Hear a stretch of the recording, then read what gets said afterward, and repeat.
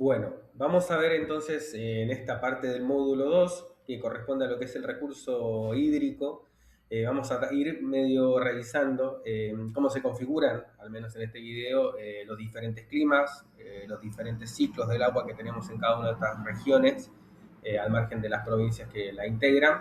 Eh, y bueno, vamos a ir profundizando un poquito más en este módulo, entonces también en la siguiente parte sobre lo que es huella hídrica, bueno, cómo podemos aprovechar entonces también el ciclo hidrológico dentro de las ciudades en particular y cuál es ese ciclo dentro de las zonas urbanas y cómo se aplican distintas tecnologías.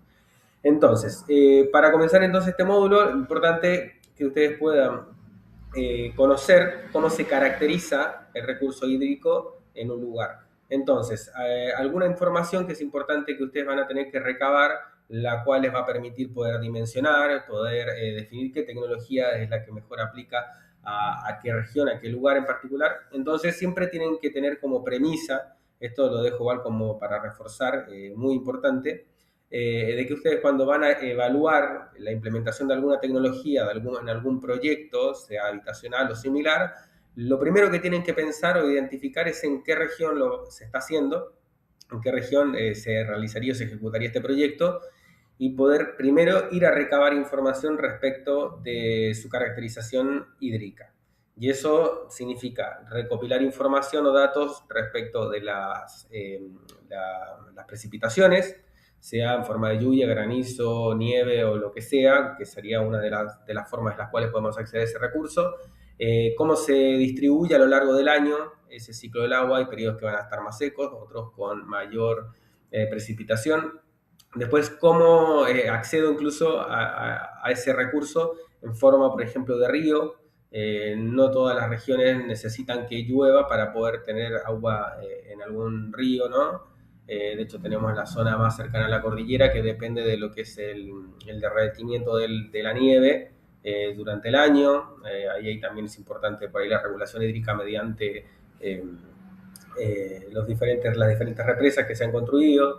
En zonas, por ejemplo, más cercanas a lo que es el río de la Plata, influye mucho el tener agua constante en el río de la Plata, el río Uruguay o el río Paraná, por ejemplo, que ese ciclo del agua se mantenga aguas arriba, que viene incluso de esa cuenca al inicio, hablando incluso fuera de otros países como Bolivia, Paraguay, por ejemplo, y Brasil, que pertenecen también a esa cuenca. Entonces, además tenemos recursos que son subterráneos, aguas subterráneas, depende de la cuenca, vamos a encontrar en algunos acuíferos o incluso también ríos subterráneos en los cuales corre este recurso. Entonces, ¿a qué quiero? No vamos a profundizar mucho eso, pero sí quiero que quede muy digamos, claro y que esté siempre en como un primer criterio a tener en cuenta es que lo primero que tienen que definir al momento de identificar qué tecnologías son más aplicables o no, a qué contexto, es conocer la problemática y cuál es el recurso en ese lugar. Porque, por ejemplo, alguna tecnología en un lugar con mucha precipitación, no vamos a buscar seguramente captar agua porque la vamos a tener quizás en exceso, incluso, por ejemplo, en las napas freáticas. Por lo tanto, lo que nos va a interesar en ese contexto es evaluar tecnologías que apliquen para la escorrentía, para drenajes sostenibles que nos permitan entonces liberar esa agua y no, por ejemplo, lo que pasa en algunas zonas cercanas a Buenos Aires, por ejemplo, en la ciudad, de que tenemos zonas anegadas, cercanas por ahí a arroyos que se inundan. Bueno, son cosas que tenemos que hablar. Y lo mismo al otro lado, por ejemplo, hacia las zonas más áridas, no vamos a buscar sistemas de drenaje de agua, por ejemplo, porque no es una problemática. Ahí lo que vamos a buscar implementar es lo contrario, captación de agua, por ejemplo, las pocas precipitaciones que existen durante el año, poder captarla y esa agua utilizarla en algunos procesos que se puedan llevar a cabo dentro de una vivienda, por ejemplo. Entonces, eso a modo introductorio. Yéndonos un poco a estos datos que les había comentado recién, vamos a ver un poco entonces en esta filmina cómo se ven las precipitaciones y cómo se distribuye el balance hídrico superficial. Superficial, no estamos hablando de agua subterránea, sino que a nivel superficial, por distintas cuencas. Entiendo que eso ya lo vimos, lo que significa cuenca en el módulo anterior. Es importante que lo tengan también incorporado cuando hablemos entonces respecto a eso. Acá en este gráfico ustedes van a tener información, esto lo pueden extraer de fuentes de datos que se las voy a dejar al final. Vamos a subir algún video de cómo se pueden descargar esta información, pero bueno, la información con la cual ustedes tienen que trabajar es esta. Por ejemplo, a nivel de precipitación, ¿cuál es ese volumen de precipitación? ¿En qué épocas del año? Por ejemplo, si vamos a buscar sistemas de drenaje, tenemos que ver en qué periodo, cuál es la cantidad de agua que precipita y cae y que tenemos que drenar o colaborar, ¿no es cierto?, en ese sistema para que se drene y no generar inundaciones, por ejemplo. Si nos vamos al otro lado, hacia la cordillera, vamos a ver que lo que vamos a buscar es captar agua, por ejemplo. Por lo tanto, vamos a ver qué meses obtenemos mayor recurso y cómo lo podemos almacenar. Entonces, son esos los aspectos que ustedes tienen que evaluar y es importante entonces tener datos. A nivel general, siempre vamos a encontrar un poco esta figura desde que el país hacia el Atlántico, desde la provincia de Buenos Aires arriba, tiene un clima y una característica mucho más húmeda, mientras que si nos vamos desplazando poco a poco hacia la cordillera de los Andes, vamos a encontrar que encontramos zonas cada vez más áridas hasta llegar a una aridez bastante alta en la zona cordillerana. Esa es un poco la característica del clima en Argentina. Las cuencas hídricas, acá están divididas un par de imágenes. Ustedes las pueden profundizar también en información web. Esto es solo a modo de visualización porque los datos lo importante es que los puedan extraer y trabajar. Tenemos cuencas que van hacia el Pacífico, en este caso que son la zona cordillerana de los Andes que drena el agua de hielo hacia el Pacífico y no hacia el Atlántico. Ahí están marcadas con ese azul oscuro. Luego las que drenan hacia el Atlántico, que son prácticamente la mayoría del país, todo lo que está en celeste. Entonces son cuencas en las cuales recolectan esa agua que precipita o desciende de alguna manera y termina convergiendo en las zonas más bajas, desembocando entonces en el Atlántico, en el Océano Atlántico. Luego tenemos las del Plata, que se separan un poco por lo que significa el Río de la Plata, que es una cuenca con mucha cantidad de agua, un sistema muy particular, digamos, en el mundo. De hecho, si no me equivoco, el río que también más agua lleva en el planeta. Y es importante porque tiene una cuenca muy grande. Esa cuenca es toda esa superficie, digamos, continental, que abarca varios países, donde el agua que cae, por ejemplo, a nivel de precipitación, va escurriendo, formando arroyos, diferentes ríos, que desembocan en estos ríos principales, que son el Uruguay y el Paraná, y luego estos dos desembocan en el Río de la Plata. Eso forma esa macrocuenca de la Plata o del Plata, que es una de las más importantes y donde mayor recurso tenemos a nivel hídrico. Y luego tenemos las endorreicas que tienen que ver con aguas superficiales, acuíferos, en los cuales corren por debajo del suelo y de los cuales también podemos extraer incluso ese recurso si lo necesitamos en algún momento. Otra información importante que también se puede tomar para las zonas costeras más que nada. Esto es un nivel de precipitación interanual. A nivel interanual es importante que ustedes no tan solo cuando recopilen datos, por ejemplo, para saber los meses de enero, febrero, disponimos de tanta cantidad de agua el último año. O sea, durante el mes de enero precipitó 200, 300, 800 milímetros, equivalente por ahí a miles de litros también, con los cuales ustedes pueden disponer por metro cuadrado en ese periodo. Entonces, esa tendencia que tenemos principalmente con el cambio climático, es de que hay modificaciones que van tendiendo, en este caso, las precipitaciones, por ejemplo, en aumento o en descenso, dependiendo en qué lugar estemos. Por ejemplo, la curva que está más oscura, que obedece a lo que es la región del este, hacia Buenos Aires, La Plata, es la que nos va diciendo que a medida que va aumentando, o sea, van pasando los años, la precipitación más intensa, que obedece a esas precipitaciones que salen de lo normal, que es cuando viene el diluvio y nos mojamos todo. Bueno, esa tendencia a nivel interanual tiende a aumentar, si ustedes se fijan. Cada año se van repitiendo más de estos eventos, esa frecuencia va aumentando. Por lo tanto, el desafío claramente en esta imagen es que hacia el futuro vamos a tener estos eventos que antes se consideraban por ahí esporádicos o poco habituales, van a ser cada vez más frecuentes y por eso es importante desarrollar la infraestructura necesaria para poder enfrentar ese tremendo desafío que existe respecto sobre todo a lo que es inundaciones, porque esas precipitaciones intensas terminan originando entonces inundaciones en muchos lugares. Además, bueno, lo que me adelantaba en la parte anterior, el nivel de promedio de nivel del mar está aumentando. Las zonas costeras que son más bajas también van a empezar a contar con mayor cantidad de agua a nivel del mar, va a ir subiendo. Por lo tanto, son zonas que también requieren una atención particular en cuanto a las próximas décadas, cómo se va a ir comportando entonces y qué medidas vamos a poder ir adoptando en esos lugares. Luego, dentro de esta caracterización del agua, vamos a tener que en cuenta lo que es las zonas con mayores sequías, tanto las que tenemos mayor cantidad de agua, como caracterizar aquellas zonas que tenemos menos cantidad de agua y que a la vez genera también patrones climáticos y productivos y además a nivel de vivir, ¿no? Que tenemos que también enfrentar.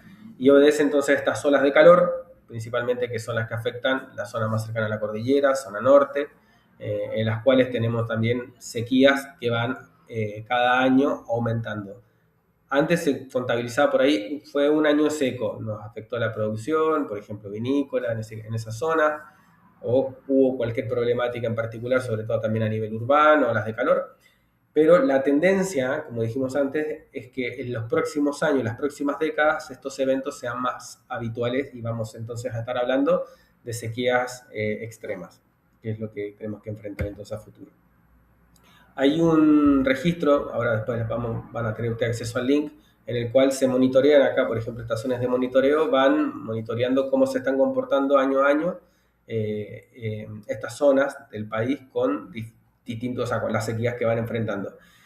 Acá aparece una clasificación de colores, es digamos, un observatorio en el cual se monitorea constantemente cómo se está evolucionando, si hay más sequía o menos sequía. Y la sequía se determina también en función de, para ese clima, cuál es la cantidad de agua que necesita para conservarse. Estas son lo que es las zonas costeras que van a tender entonces a inundarse hacia futuro cuando aumente cada vez más el nivel del mar. Ahí hay una proyección al 2100 de cómo toda la zona que va a estar, digamos, afectada por lo que es ese aumento del nivel del mar. Luego tenemos cómo se distribuye entonces por distintos tipos en las regiones, distintos tipos de clima. Por ejemplo, tenemos el caso de la región húmeda, que tiene que ver con todas estas zonas de Misiones, Corrientes, Entre Ríos, Santa Fe, Buenos Aires, El Chaco, Formosa, que son zonas con abundante precipitación, muy húmedas, boscosas, con selvas incluso en algunas partes, y que también son zonas muy productivas en cuanto a alimentación. Y bueno, el clima que presenta es una precipitación bastante alta, entre 800 y 1600 milímetros al año. Estamos hablando de que esto es equivalente más o menos a litros por metro cuadrado. O sea, en cada metro cuadrado puede estar lloviendo entre 800 litros y 1600 litros al año. Característica, bueno, lluvias distribuidas durante el año de manera muy pareja, alta disponibilidad de agua superficial, ríos caudalosos como el Paraná o el Uruguay, y la problemática son inundaciones, saturación del suelo por agua y sistemas de drenajes hoy en día insuficientes. Después la región subhúmeda, que obedece a lo que es Córdoba, el sur de Córdoba, La Pampa, oeste de Buenos Aires, sur de Santa Fe, tenemos una precipitación un poco menor, más o menos entre 500 y 800 milímetros al año. Son zonas de transición climática, alta variabilidad interanual, o sea, hay periodos en el año que tenemos más precipitación, otros no. Un balance hídrico entre más menos ajustado, entre lo que precipita y lo que drena, lo que entrega. Entonces esa zona y que desembocan en el mar. Y las problemáticas son sequías periódicas, no son constantes, pero a medida que va frecuentando, va generando modificaciones en el clima y ahí también hay una problemática, sobre todo a nivel productivo. Y la agricultura entonces depende mucho de este clima y de esa constancia entonces en la precipitación para mantenerse productiva. Después tenemos regiones semiáridas que son como la de San Luis, el oeste de Córdoba, el norte de La Pampa, Santiago del Estero, que tiene precipitación un poco más baja, de hecho, al ser semiárida están más o menos entre 250 y 500 milímetros por año, baja disponibilidad hídrica, entonces acá es importante Ya la problemática no es drenaje, porque tenemos inundación, sino que la problemática es captar agua. Y acá tenemos probablemente aplicaciones de estas tecnologías. Tenemos alta evapotranspiración, que es fenómeno en el cual las plantas, cuando van tomando el agua y van haciendo esta fotosíntesis y desarrollándose como a nivel estructural, liberan entonces mucha agua al ambiente, y mucha de esa agua viene del subsuelo, por lo tanto, permite entonces que haya una mayor pérdida de agua en esas regiones. Además de la que corre y escurre hacia el océano, también tenemos esta agua que se va perdiendo de aguas superficiales. Suelos con menor capacidad de retención, por lo tanto, y lo que vamos a buscar entonces es paliar justamente esa escasez, incluso estacional en algunos periodos del año, de agua. Después la región árida de Cuyo, que ya se considera como tal, Mendoza, San Juan, La Rioja, Catamarca, el oeste de Salta, oeste de Jujuy. Tenemos precipitación que está entre 100 y 200 milímetros por año, hay zonas con incluso menos de 100, es muy poco, estamos hablando de que por cada metro cuadrado tenemos 100 litros de agua, lo que en una casa una persona puede estar consumiendo por día. Entonces, ahí hay una problemática importante, son zonas que dependen mucho de la irrigación del agua cordillerana que viene de hielos, y que sirve para riego, o sea, la agricultura ahí se da por riego, no por lluvias directamente. Muy baja precipitación, dependencia de ríos de deshielo y el uso intensivo del riego, escasez estructural de agua y sobreexplotación de algunos acuíferos, producto de lo mismo. O sea, hay mucha extracción de agua para poder regar y mantener cultivos, agua que sale incluso del subsuelo en las pocas corrientes, ¿no es cierto?, freáticas que pueden existir en ese suelo. Luego la Patagonia, una subregión húmeda andina, que es la parte que está más hacia la cordillera. Acá tenemos Neuquén, Río Negro, Chubut, Santa Cruz, que es la parte un poquito más verde del sur de Argentina, y acá tenemos precipitación un poco más alta, entre 800 y 3000 milímetros al año, ya que obedece, digamos, a un patrón climático diferente del otro lado de la cordillera, en los cuales desde el Pacífico, la corriente Humboldt trae desde la Antártida frentes que son muy tormentosos y que traen mucha precipitación durante el invierno y casi todo el año, diría yo. Por lo tanto, mantiene entonces esas zonas con mayor cantidad de recurso hídrico, mientras que más hacia el Atlántico encontramos lo contrario, predominantes vientos que erosionan mucho el suelo y que traen poca agua también. Después la subregión árida, esa meseta que se da entonces en la zona costera, cerca del Atlántico, entre esta misma provincia, entre Río Negro, Chubut, Santa Cruz, con precipitación muy baja, entre 100 y 300 milímetros al año, fuerte gradiente, en este caso de oeste a este, vientos intensos, alta evaporación por lo mismo, de la poca agua que puede correr y escurrir por esa zona, disponibilidad entonces de baja de agua y distribución desigual de los recursos. Los ríos son los que vienen desde los Andes y tienen pasan y tienen mucha distancia entre los principales ríos, muchos kilómetros de distancia, por lo tanto también hay muchas zonas que no tienen irrigación hídrica en esos lugares. Y luego tenemos la región de alta montaña, que es toda la parte más cordillerana del norte, entre Jujuy y Neuquén, que acá tenemos más que precipitación, tenemos precipitación pero en forma de nieve, no de lluvia, o sea, no cae agua, cae nieve. Ahí es importante la acumulación del agua en los glaciares, ya que una vez que se acumula durante el invierno principalmente, permite de que el resto del año se tenga agua. A medida que se va derritiendo de manera gradual esa nieve, va abasteciendo de agua estas regiones. Y ahí es importante hoy en día lo que son los embalses y sistemas de retención de agua, porque colaboran a que no se drene, ¿no? Y el agua ante deshielo se derrita rápidamente y la perdamos sin haberla aprovechado por lo menos para agricultura o para algún consumo urbano. Y bueno, esto van a estar igual en la página, pero acá están los enlaces de las diferentes fuentes de las cuales vamos a extraer datos.